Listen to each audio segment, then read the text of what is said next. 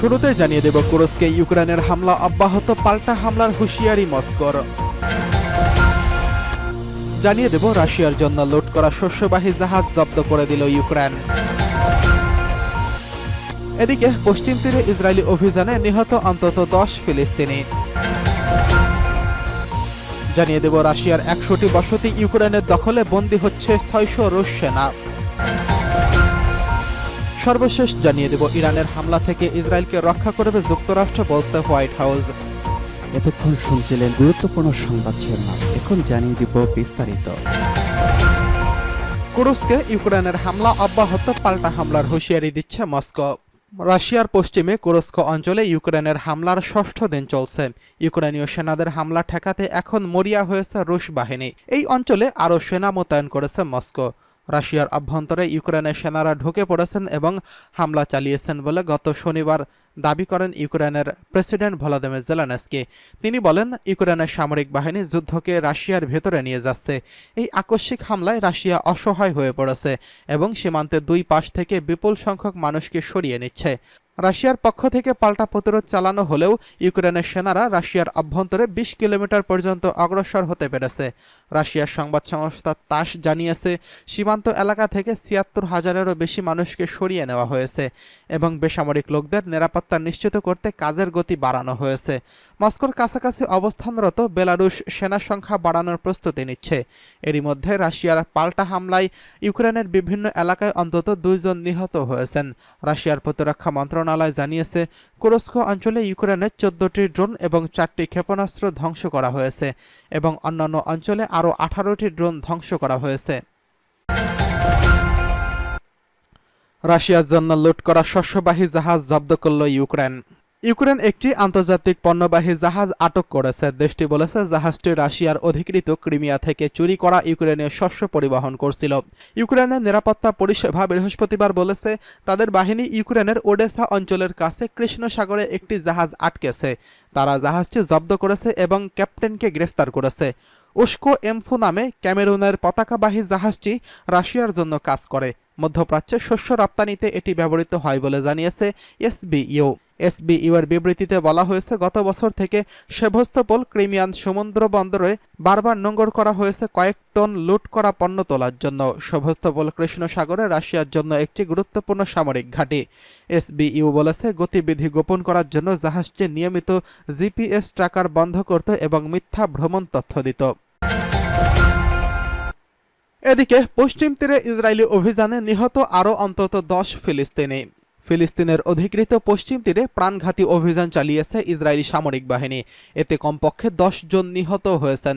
পশ্চিম তীরের উত্তরাঞ্চলীয় বেশ কয়েকটি শহরে ইসরায়েলি অভিযান এবং হামলায় তারা প্রাণ হারিয়েছেন।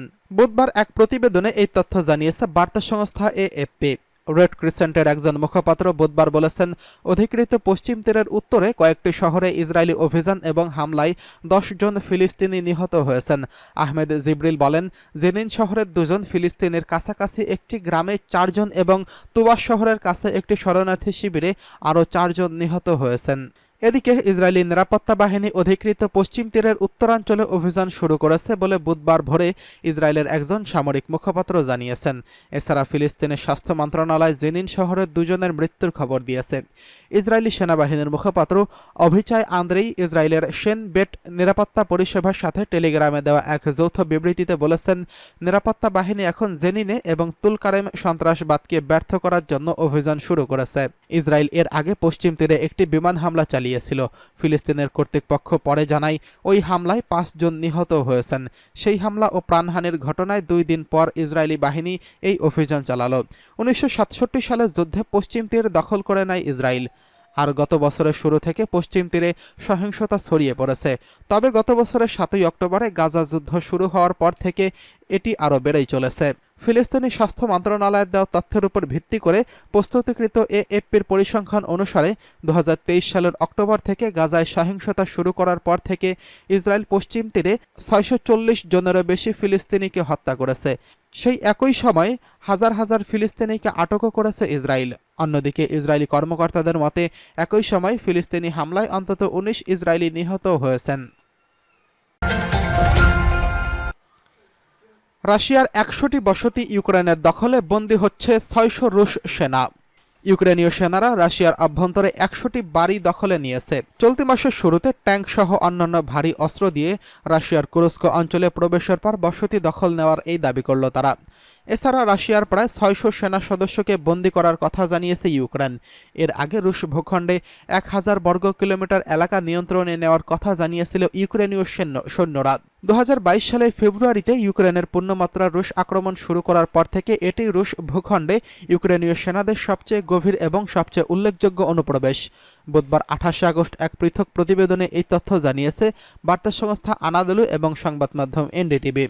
ইউক্রেনীয় সশস্ত্র বাহিনীর commander in chief Oleksandr Syrskyi বলেছেন, গত ৬ আগস্ট সীমান্ত পার হয়ে রাশিয়ার কুরস্ক অঞ্চলে প্রবেশ করার পর থেকে ইউক্রেনীয় সেনারা রাশিয়ার ১০০টি বসতি দখলে নিয়েছে।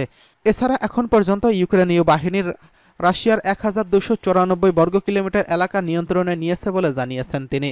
মঙ্গলবার ইন্টারফ্যাক্স ইউক্রেনের নিউজ এজেন্সির বরাতে সিরস্কি উদ্ধৃত করে বলেছে, রাশিয়া আরও সামনের দিকে অগ্রসর হচ্ছে। জনশক্তি এবং সামরিক সরঞ্জামের দিক থেকে আমরা রাশিয়ান সৈন্যদের উল্লেখযোগ্য অগ্রগতি সাধন করেছি। বার্তা সংস্থা সিনহুয়া জানিয়েছে, রাশিয়ার অন্যান্য এলাকা থেকে প্রায় ৩০,০০০ সৈন্য পুনরায় কুরস্ক অঞ্চলে মোতায়েন করেছে এবং ইউক্রেনীয় বাহিনীর চারপাশে প্রতিরক্ষামূলক বলয় গঠনের চেষ্টা করছে বলে সিরস্কি জানিয়েছেন। ইরানের হামলা থেকে ইসরায়েলকে রক্ষা করবে যুক্তরাষ্ট্র, বলছে হোয়াইট হাউস। ফিলিস্তিনের গাজা ভূখণ্ডে অবিরাম হামলা চালিয়ে যাচ্ছে ইসরায়েল। টানা প্রায় ১১ মাস ধরে চালানো এই হামলায় এখন পর্যন্ত নিহত হয়েছেন ৪০,০০০-এরও বেশি ফিলিস্তিনি। এমতো অবস্থায় মাসখানেক আগে ইরানে নিহত হন হামাস নেতা ইসমাইল হানিয়া। এই হত্যাকাণ্ডে সন্দেহের তীর ইসরায়েলের দিকে এবং ইরানও এই একই হামলার প্রতিশোধ নেওয়ার ঘোষণা দিয়েছেন। এমন অবস্থায় ইরানের হামলা থেকে যুক্তরাষ্ট্র ইসরায়েলকে রক্ষা করবে বলে ঘোষণা দিয়েছে হোয়াইট হাউস। এছাড়া ইসরায়েলের বিরুদ্ধে ইরানি কর্মকর্তার ও আক্রমণের সম্ভাবনা নিয়ে ভবিষ্যৎবাণী করা কঠিন বলে মন্তব্য করা হয়েছে। বুধবার ২৮ আগস্ট এক প্রতিবেদনে এই তথ্য জানিয়েছে বার্তা সংস্থা রয়টার্স।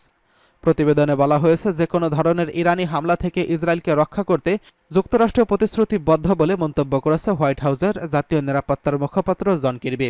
এছাড়া গাজায় যুদ্ধবিরতি চুক্তির ব্যাপারেও যুক্তরাষ্ট্র আশাবাদী বলে মঙ্গলবার জানিয়েছিলেন তিনি। রাশিয়ার বিরুদ্ধে প্রতিরক্ষা জোরদার করতে আগামী বছরের মধ্যে ইউক্রেনকে কমপক্ষে $৪৩ বিলিয়ন সামরিক সহায়তা প্রদানের প্রতিশ্রুতি দিয়েছেন ন্যাটোর নেতারা। এই সময় আনুষ্ঠানিকভাবে ন্যাটো জোটের সদস্য পদ পাওয়ার ক্ষেত্রে কিয়েভ ঠিক পথেই রয়েছে বলে মন্তব্য করেন তারা। ওয়াশিংটন ডিসিতে ন্যাটোর শীর্ষ সম্মেলনে ইউক্রেন ও ইউরোপের নিরাপত্তা বাড়ানোর জন্য পৃথক ও যৌথ পদক্ষেপের ঘোষণা দিয়েছে এই জোট নেতারা। সম্মেলনে মার্কিন যুক্তরাষ্ট্র, নেদারল্যান্ড এবং ডেনমার্ক ঘোষণা করেছে যে ন্যাটো প্রদত্ত F-16 যুদ্ধবিমান প্রথম চালানি এই গ্রীষ্মের মধ্যে ইউক্রেনের সামরিক পাইলটদের হাতে থাকবে। মার্কিন যুক্তরাষ্ট্র জানিয়েছে, তারা ইউরোপের প্রতি রাশিয়ার ক্রমবর্ধমান হুমকি মোকাবেলায় ২০২৬ সালে জার্মানিতে দীর্ঘ পাল্লার ক্ষেপণাস্ত্র মোতায়েন করবে। এই পদক্ষেপটি স্নায়ুযুদ্ধের পর থেকে ইউরোপীয় দেশগুলোর মধ্যে জার্মানিতে সবচেয়ে বেশি শক্তিশালী মার্কিন অস্ত্রধারী দেশে পরিণত করবে, যা ১৯৮৭ সালের মার্কিন যুক্তরাষ্ট্র এবং সোভিয়েত ইউনিয়নের মধ্যে স্বাক্ষরিত মধ্যবর্তী রেঞ্জের নিউক্লিয়ার ফোর্সেস চুক্তির অধীনে নিষিদ্ধ ছিল। যদিও